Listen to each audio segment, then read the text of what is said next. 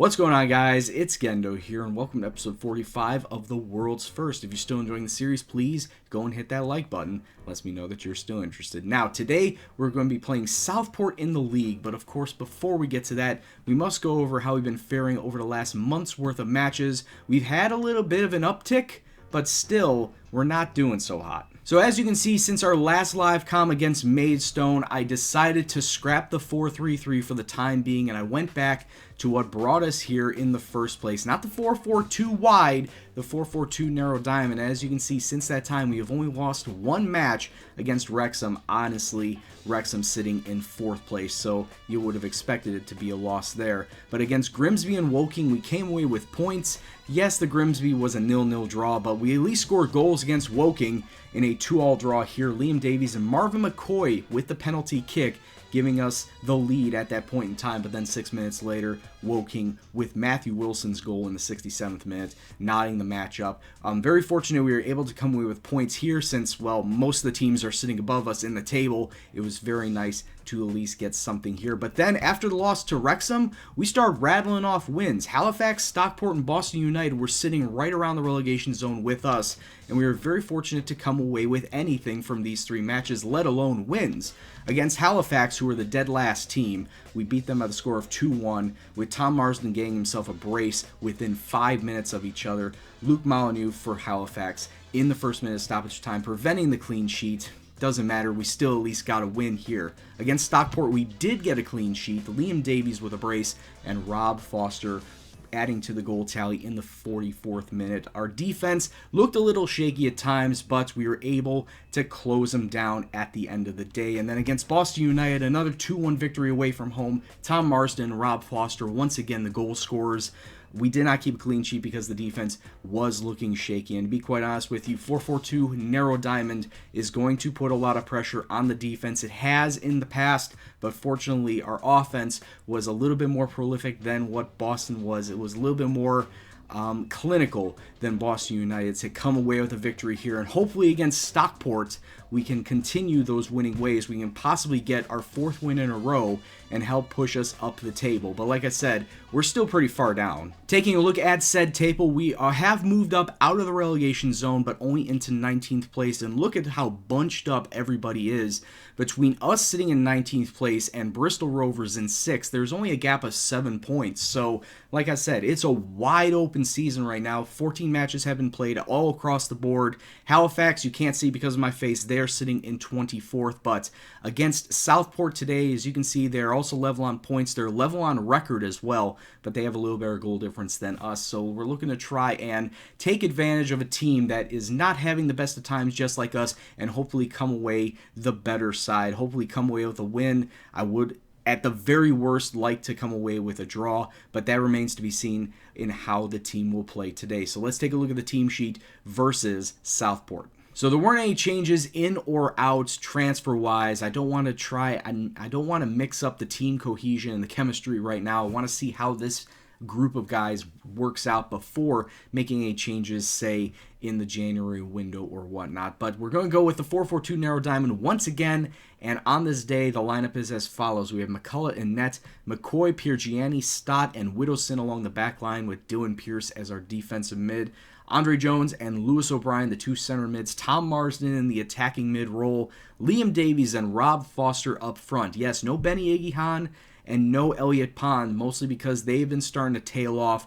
Rob Foster and Liam Davies, once they got into the club, they have been going off like gangbusters, especially Rob Foster. 9 goals in 14 matches. I pretty much can't play a match without him in it because he is that big of a difference maker.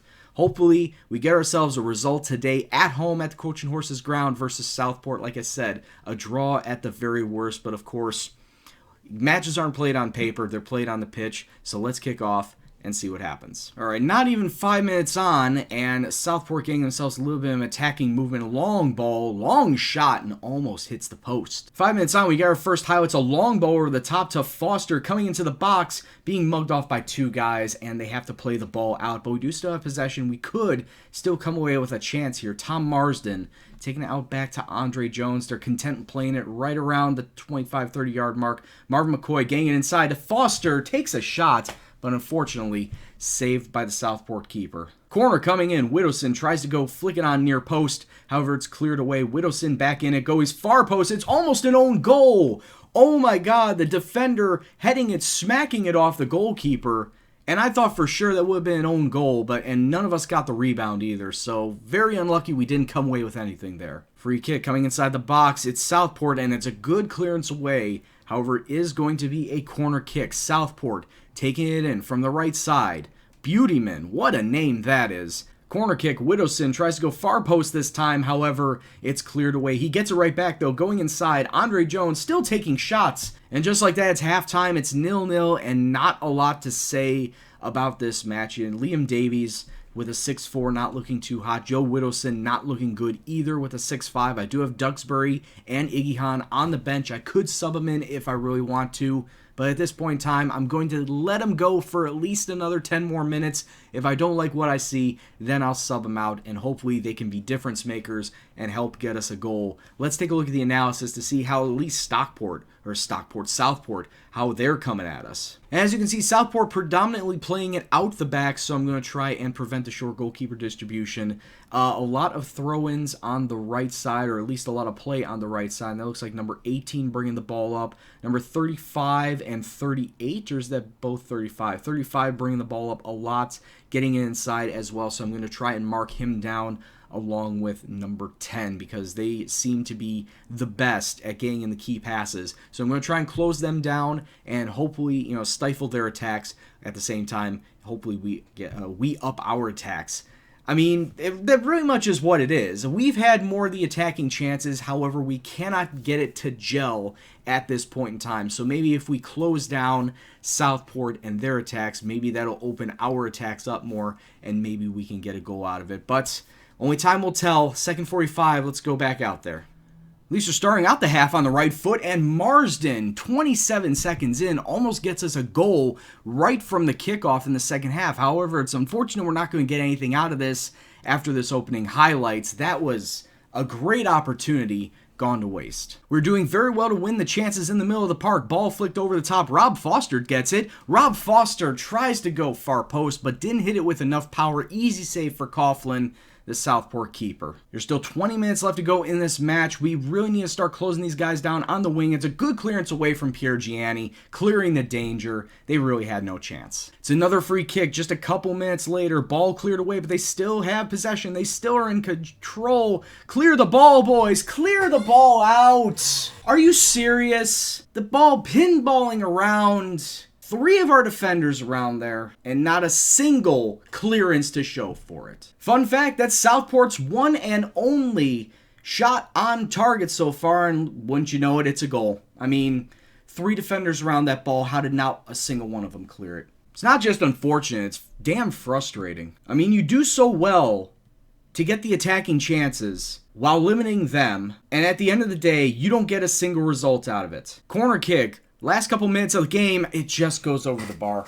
Oh, I thought for sure that was going in. 3 minutes of stoppage time on the clock. We still have 1 more to go. Ball coming in. It bounces off the post. Oh, and Benny was there to try and get the rebound. But he was too far, and then McCoy just throws the ball away, out to touch. And it's full time, and it's a loss that should have never happened. With the way we were playing, we should have never have lost. I'm not happy with anybody's performance out there. I know you're not supposed to win every match. At this level, it's impossible. But still, to not come away with anything here is disappointing, especially with how we played. We had 9 shots, we had 5 of them on target, we had majority possession, and throughout the first half, we were peppering Southport. We were getting deep into their area. Hell, within the first 15-20 minutes of the second half, we were doing just that. But then, at the 70-minute mark, it all turned on its ear, and Southport comes away with a victory. It's not good. It's not good at all, but still plenty more matches in the season. We still have about 21? We still have 20 matches left to go in the season. Can't look back on it too harshly, but what if this result means that we'll be relegated, or do we have safety? I mean, 1 point could mean all the difference, and I was looking for a point here, but it is what it is. Let's take a look at the schedule and see when we will be coming back next. So because of our division, we are now moved up into the 4th qualifying round of the FA Cup from the off, and we don't know who we're going to be facing. That draw will be sometime soon. But taking a look at some of the other matches, we got Boreham Wood, who were in first place at one point in time, Bishop Stortford, Newport, Oxford City, Torquay, Accrington Stanley, and Bristol Rovers. I think we will be coming back versus Bristol Rovers. Yes, they're sitting up near the playoff spots, but I think it would be a good test to see how far we have come in those matches leading up to it. I mean, there are several teams in there that are either good or bad. I mean, that's how a season goes. But I want to see how we do against Bristol Rovers, a team that is pushing to get up into the playoff spots. And if we can somehow come away with a victory here, that could mean a lot of good vibes. That could bring a lot of confidence to the club going forward as we hit the halfway of the season. So we're going to be coming back versus Bristol Rovers in the next episode. So until that time, I'd like to thank you all very much for watching. If you like what you saw, please hit the like button. Subscribe if you're new and you want to see more FM content on the channel, and also lets me know that you're interested in the series. Any comments, suggestions, questions, anything else, please leave in the comment box below. But as always, this is Gendo, and I'll see you in the next video. Take care, and peace out.